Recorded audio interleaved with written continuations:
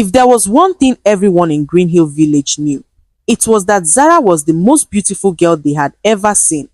From the day she was born, people would stop and stare at her perfect face and bright eyes. Her mother would carry her to the market, and women would gather around just to look at the baby who looked like an angel. As Zara grew up, her beauty only became more amazing. Her long black hair shined like silk in the sunlight. Her smile could make flowers seem less pretty. When she walked down the village paths, even the birds would stop singing to watch her pass by. But Zara knew she was beautiful, and she believed she deserved the very best of everything. When the village boys would bring her flowers or try to talk to her, she would just laugh and walk away. "These boys are too simple," she would tell her best friend Kemi. "They smell like farm animals and have dots under their nails. I deserve so much better than this."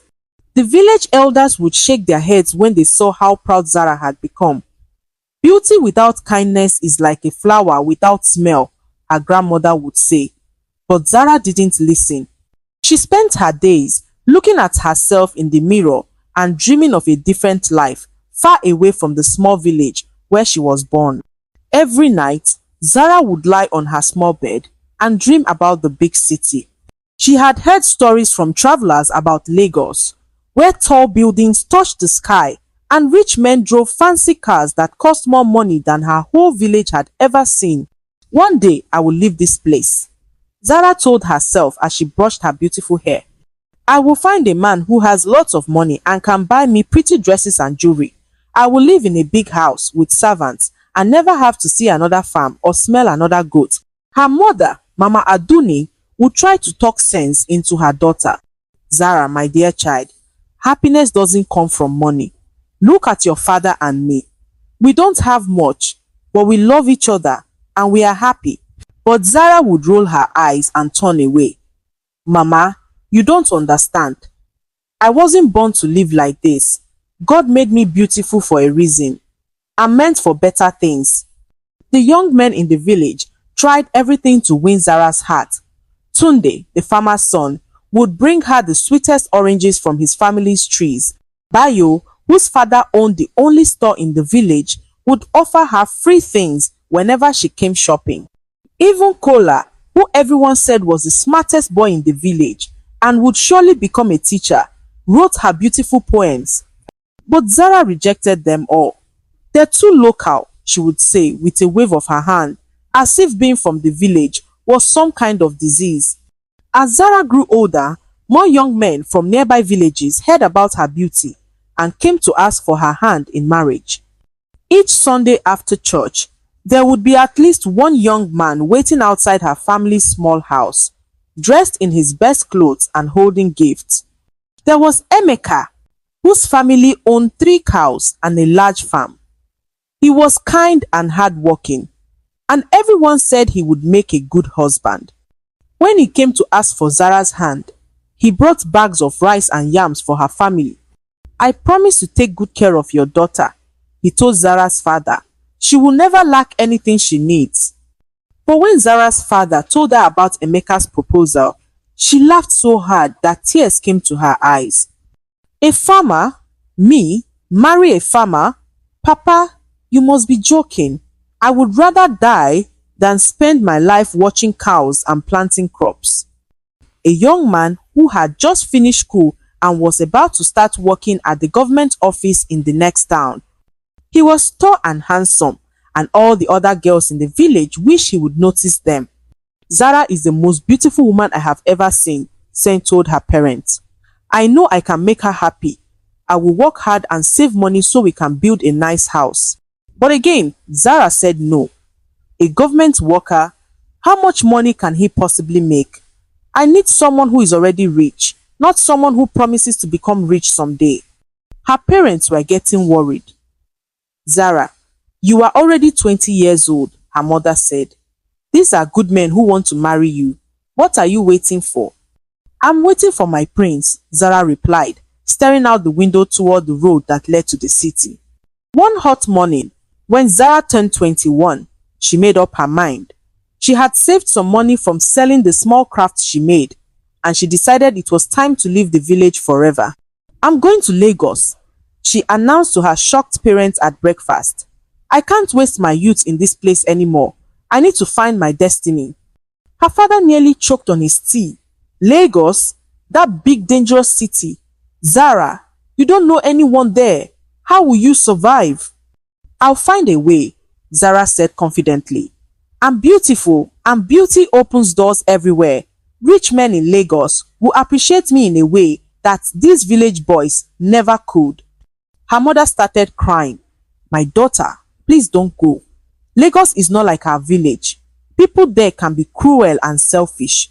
What if something bad happens to you? But Zara had made up her mind. She packed her few nice clothes into a small bag and counted her money. It wasn't much, but she believed it would be enough to start her new life. The morning she left, half the village came to see her go. Some people were sad to see such a beautiful girl leave. Others whispered that she was making a big mistake and would regret her pride someday. Kemi, her best friend, hugged her tight and whispered, "Please be careful, Zara. The world outside our village is not always kind to people like us." But Zara just smiled and waved as she climbed onto the bus that would take her to Lagos. As the bus pulled away, she didn't look back once at the village where she was born and raised.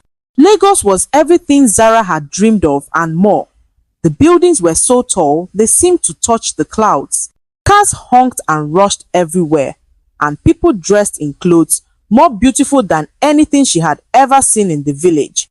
But Lagos was also harder than she had expected. The small amount of money she brought from the village disappeared very quickly. Food was expensive, and finding a place to sleep was even more expensive.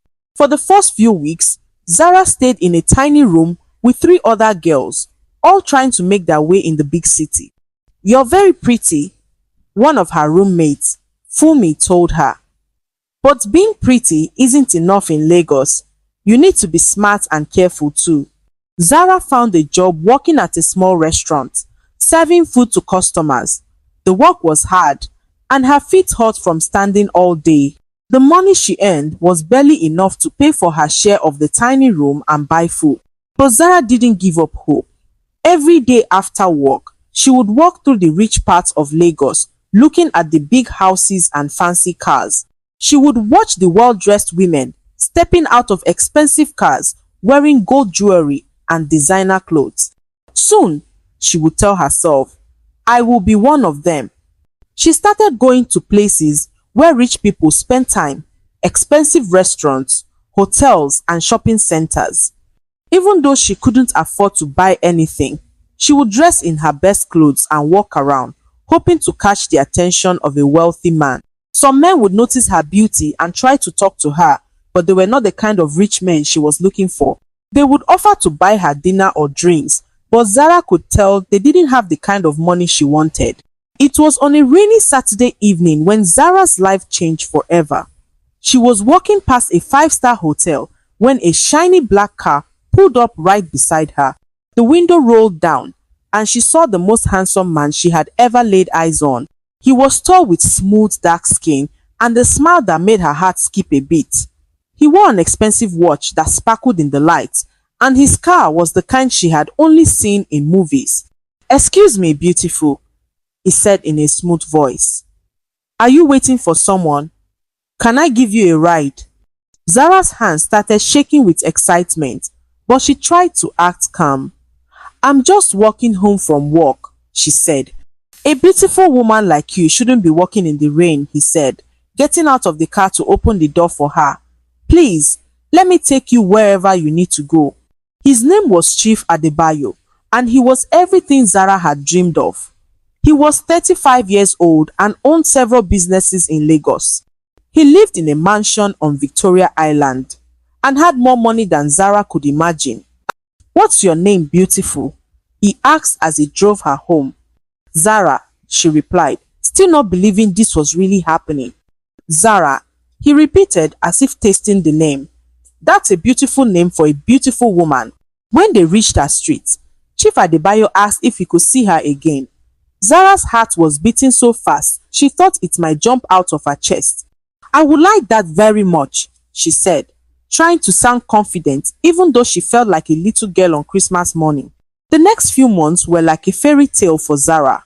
Chief Adebayo took her to the most expensive restaurants in Lagos, where one meal cost more than she used to earn in a month at the restaurant. He bought her beautiful clothes, jewelry, and shoes that made her feel like a princess. "You're the most beautiful woman I've ever met," he would tell her as they danced at fancy parties. "I want to give you everything your heart desires." Zara quit her job at the restaurant and moved into a beautiful apartment that Chief Adebayo rented for her. The apartment was bigger than her family's entire house back in the village, and it had everything she had ever dreamed of: a big bed, a modern kitchen, and even a television. She would spend her days shopping and getting her hair and nails done at the most expensive salons in Lagos. In the evenings, Chief Adebayo would pick her up in his fancy car and they would go out to places where only the richest people in Lagos could afford to go. "I love you, Zara," Chief Adebayo told her on their 6-month anniversary, giving her a gold necklace that cost more than most people earned in a year. "You make me the happiest man in the world." Zara felt like she was living in a dream. She had everything she had ever wanted: a rich, handsome man who loved her, beautiful clothes, expensive jewelry, and a lifestyle that made her feel like a queen. She would call home sometimes to tell her parents about her wonderful life in Lagos, but she never mentioned that she missed them or the village. She was too busy enjoying her new life to think about the simple life she had left behind. As time passed, Zara began to notice small things that worried her. Sometimes, Chief Adebayo would disappear for days without telling her where he was going. When she asked him about it, he would just smile and say he was taking care of business. "Why do you ask so many questions?" he would say, not angrily, but in a way that made Zara feel like she was bothering him. "Just enjoy the beautiful life I'm giving you." Zara also started noticing that Chief Adebayo never talked about the future. He never mentioned marriage or meeting his family.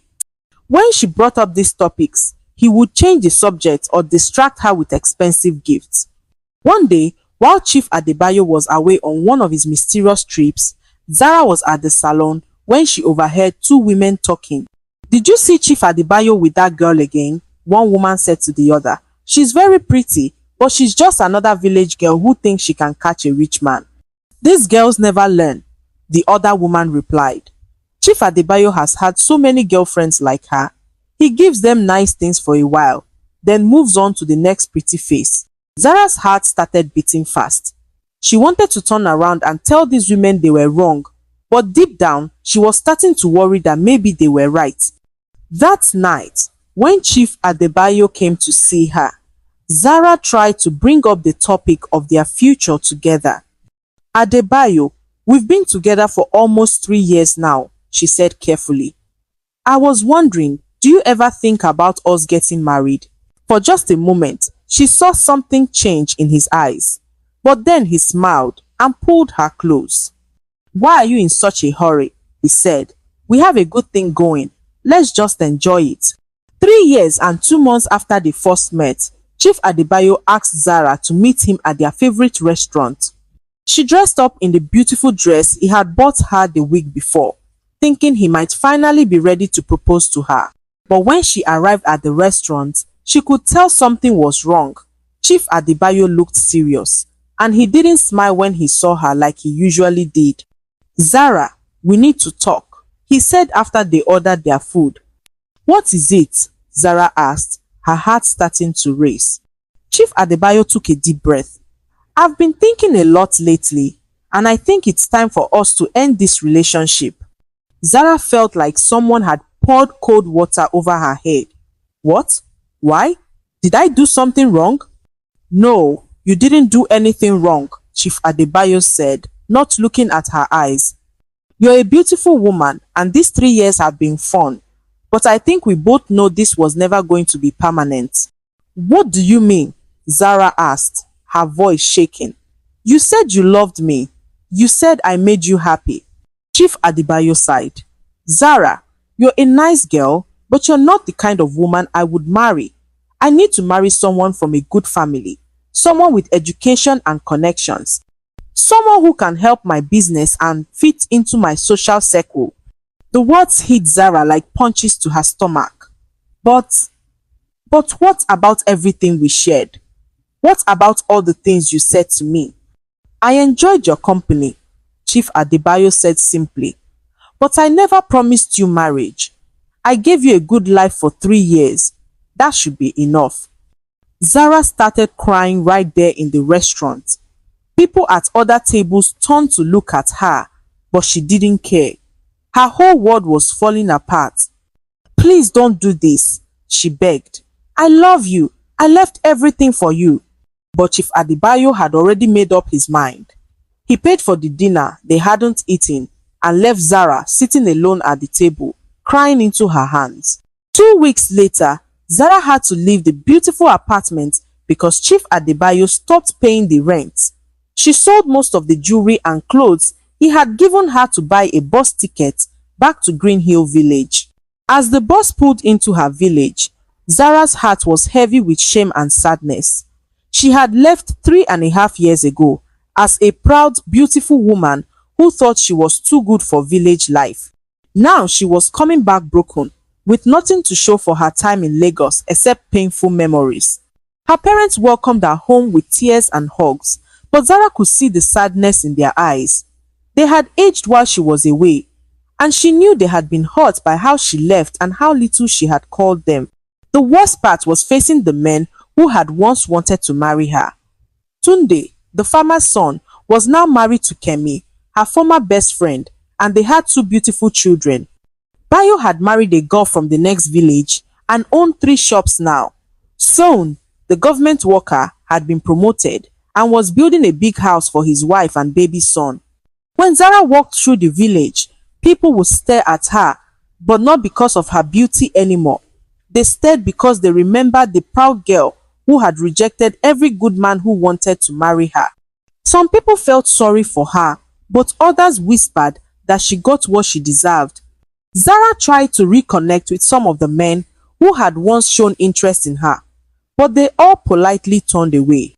They had moved on with their lives and found women who appreciated them and wanted to build a future together.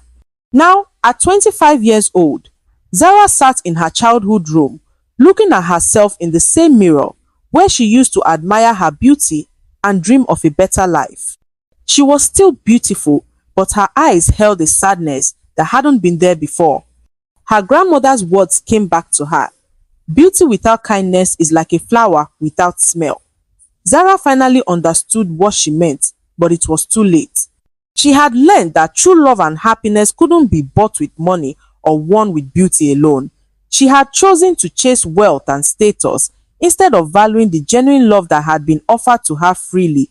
As the sun set over Green Hill Village, Zara realized that sometimes the life you run away from is the one you should have treasured all along.